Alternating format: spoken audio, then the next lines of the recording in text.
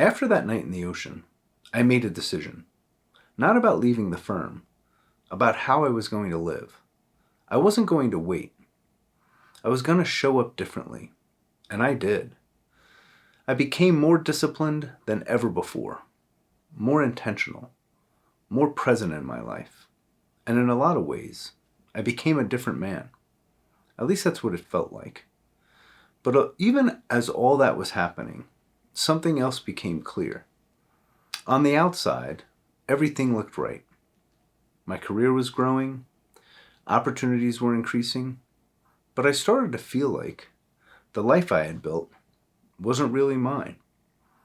I was showing up better than ever before, but I was still operating inside something that didn't fully align anymore, and I couldn't ignore it.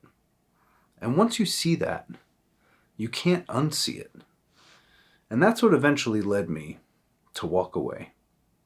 When I was finally free, we went to Uganda. And I remember thinking, this is what it's supposed to feel like.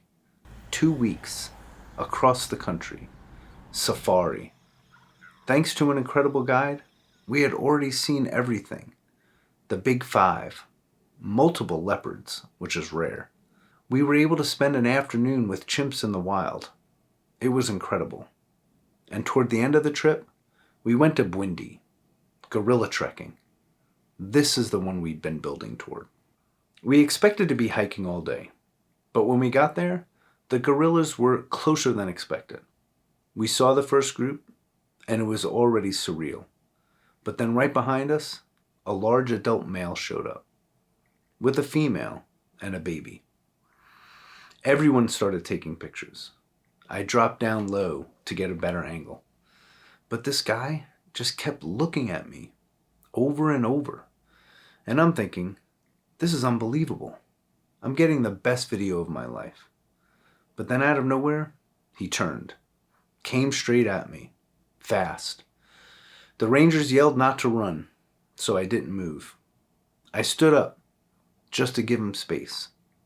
And he hit me, right in the stomach. Hardest thing I've ever felt in my life. Knocked the air right out of me. And then he just kept walking, still looking at me. The rangers came over right away. They told me how rare that was. Said I was lucky. Said he was playing. Said almost no one ever gets touched. And I'm standing there thinking, okay, yeah, I get it. Because at that point, it wasn't just that moment. It was everything. Bill, Japan, the ocean. And standing there, I just had this thought. All right, I hear you. Enough. I had already made the move. I had already decided who I wanted to be. But now, there was no distance left. No gap between that version and how I was actually living. It was time to own it. Not later.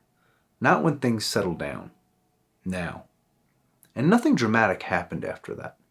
But something locked in. And there was no going back from it.